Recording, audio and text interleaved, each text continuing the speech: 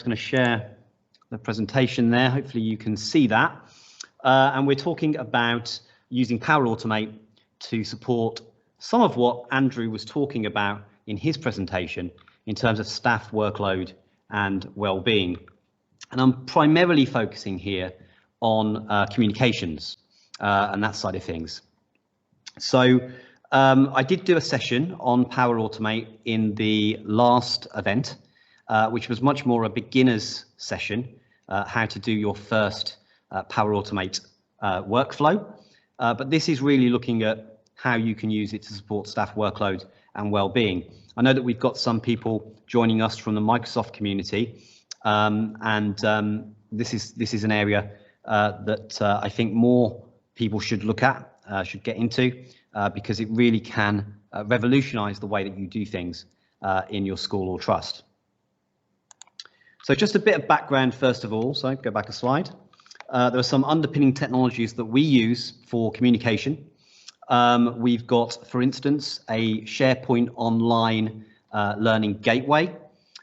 This was designed for us by a company called Cloud Design Box, who've presented at PolyMAT Presents in the past.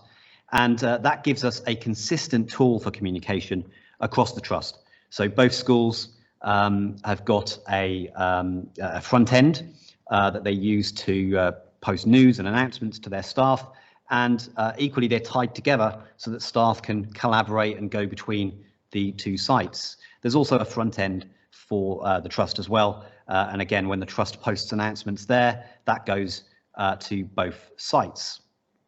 We have used Microsoft Forms, and one of the things that we did just before Christmas, in fact, was we did a staff survey on wellbeing and workload using Microsoft Forms.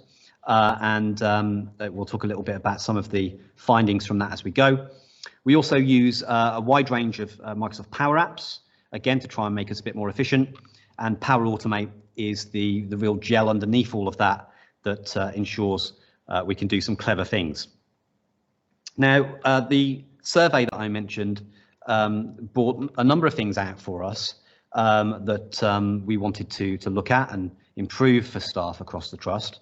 And some of those we've already implemented. But as I say, I'm going to be looking just at the communication side of things.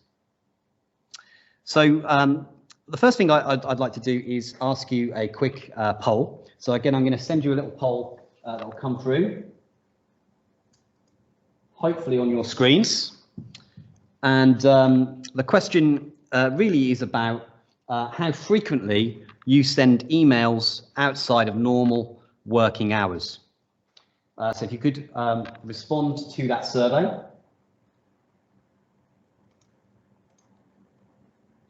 You should see the results starting to come in your chat space.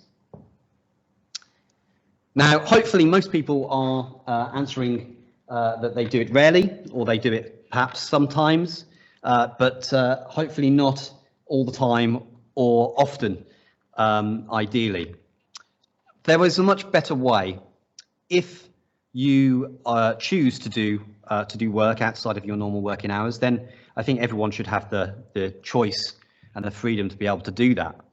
But should you do that, I think it's important for us to ensure that we're not then, transmitting that message to people who are also not working, because we don't know their circumstances, we don't know what they're doing at that time. So one of the things that we try to promote, try to recommend, is that staff should delay the delivery of those messages. So they can write them, but they use the features that are inbuilt into Office 365 to schedule that message to appear later. For instance, if I was working over a weekend, I would want to write that email on a Sunday, let's say, and then I would want it to be delivered at 8 AM on Monday morning. So that it was inside people's working hours. Now, one of the things we've done to try and remind staff of this, and some people will have received this email in the trust, those of you who are watching from PolyMAT, is basically an automated email. So if you send an email during the weekend, or you send an email after school in the hours sort of between 6 and midnight, that kind of thing, then it will send you an email basically just reminding you not to do that, and giving you the link to the details about how to schedule your emails, so that hopefully you can learn from that.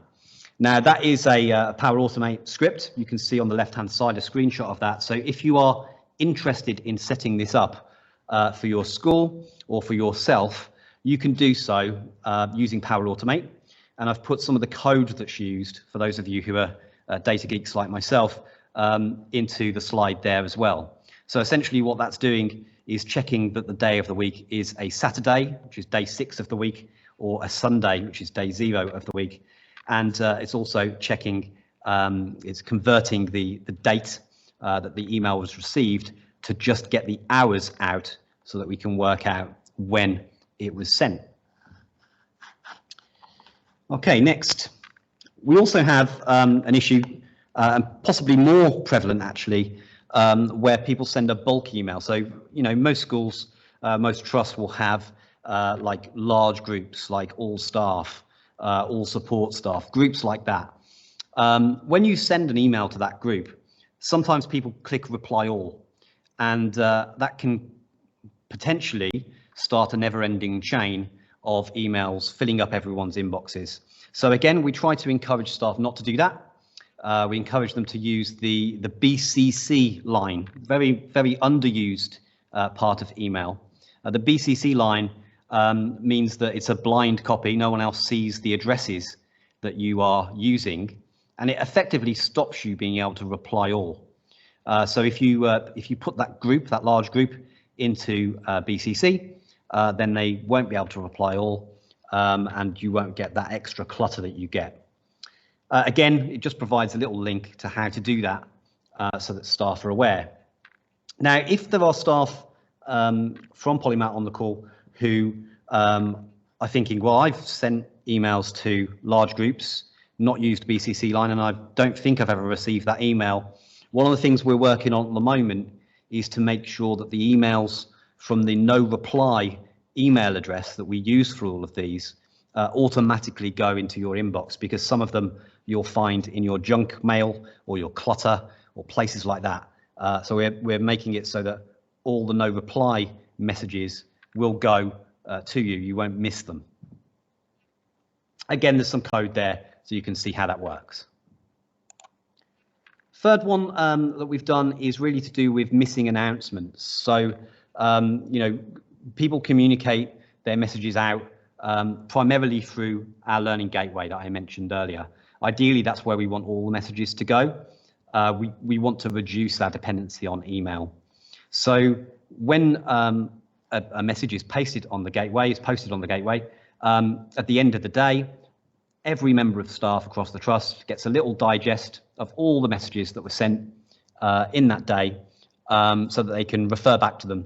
So if there's a message that they've missed, they can very easily see that, and it just, again, you know, keeps them up to date with the latest important news and announcements.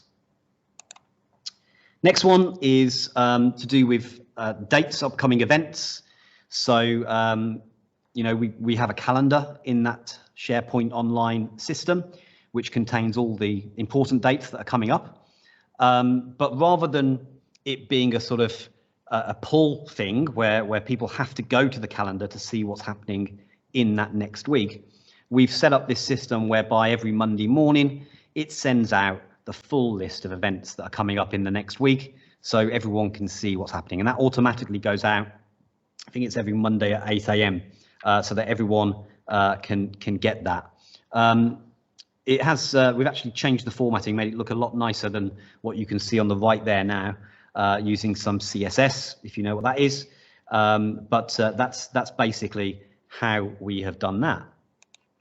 And the last one I wanted to mention is to do with people who perhaps have forgotten to do something that is important that they needed to do. So we used this, for instance, when we had some surveys that we wanted staff to complete. And this was essentially looking at a spreadsheet that comes out of a Microsoft form and saying, well, if that member of staff hasn't done this yet, doesn't appear to have done that form, then send them an email reminder to complete it. You know, at the moment, this is a push button where it says manually trigger a flow there. I push the button and it sends all these reminders out to remind people to complete the survey. In future, we'd like to get that automated. And that fits into some of these ideas for the future here. So automating reminders to complete certain tasks. Mail merge to email obviously was involved in that one as well. And then this idea of removing privileges based on misuse. So, you know, thinking along the lines of, you know, if someone sends a bulk email and ignores that message that's going to them, and they do that 5 times, then maybe it automatically removes their ability to send to those groups. Again, you know, we could just remove it anyway, of course. We could just take that responsibility, that power away. But, you know, these are useful tools if they're used in the right way with people's well-being in mind. So we'd rather not do that, but it is a system that we're mulling over. So if you've got some thoughts on how you might use Power Automate to streamline your communications and save staff time, then please do tweet us on our PolyMAT Schools account with the hashtag Power Automate. We'd love to hear about that. Also to mention the DFE School Workload Reduction Toolkit, which you may or may not have come across. There are some really useful things in there, such as email protocols, you know, like teaching and learning. How often do teaching and learning emails go out from leaders in the school or trust that you work in? This idea of perhaps having a weekly bulletin or that kind of thing is mentioned in that Workload Reduction Toolkit. The link at the bottom there will take you to it. And it's also got various bits of advice on those other areas that are listed as well, which is really, really useful for schools to look at in order to do what Andrew was talking about, to make sure that we're supporting teacher wellbeing. If you are interested in learning more, I said this last time that I presented on Power Automate. If you're interested in learning more, you can take the training on the Microsoft Learn website, which is called Use Power Automate to Increase Productivity, or you can book some time in with me for a full demo, and I'll go through with you how you can use it yourself.